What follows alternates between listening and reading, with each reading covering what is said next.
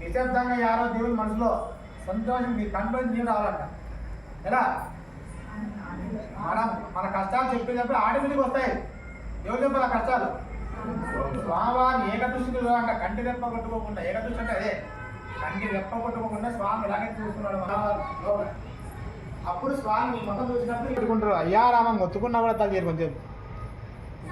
అందుకే స్వామివారి అద్దంతో కంటే కళ్ళు కనపడకుండా పడాలా, గట్టి కనుకొని చూస్తే కనపడతాడు స్వామి.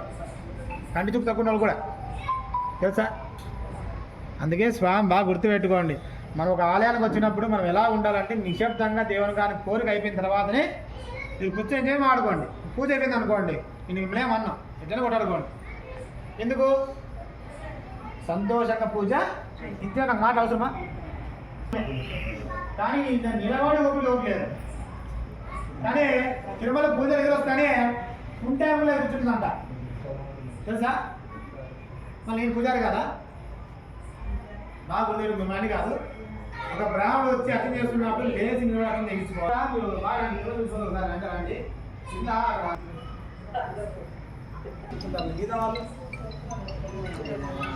ఎంత ఎవరు గుర్తు అన్నీ బాగా ఉంటాయి, కింద కూర్చోలేదు. కానీ ఒక్కసారి భూదేవికి ఒకసారి కూర్చొని చూడండి, మీ నొప్పులు పోకుండా అడగండి మళ్ళీ. అందుకే కూర్చొని స్వామి రా అంటా ఉంటాం. కూర్చోని కూడా ఏమంటాం? స్వామి రామే అంటాం. అందరూ లైన్లో వస్తారా? అట్లా ఇలా రాండి, లైన్ రాండి. దాంపత్యంగా భార్యాభర్తలు ఉంటే భార్యాభర్తలు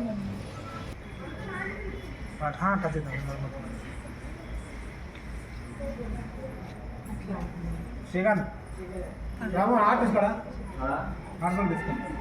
హార్ట్ తెచ్చి అలక్షన్ చేసిన హార్ట్ ఒక అరగంట సేపు నాకు మీటింగ్ చేయండి. లేదంటే 9 గంటలకు అదేనా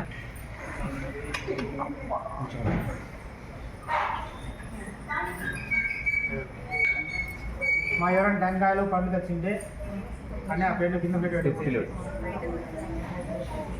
ఏవా కనిపించడం లేదా అది తెచ్చి మొబైల్ అయిపోయింది.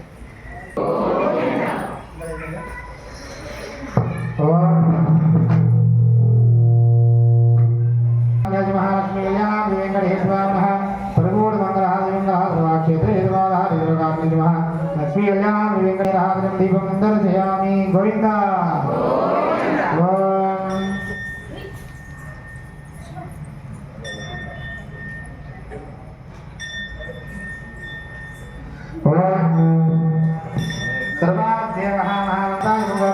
लक्ष्मी गीताय मंगलम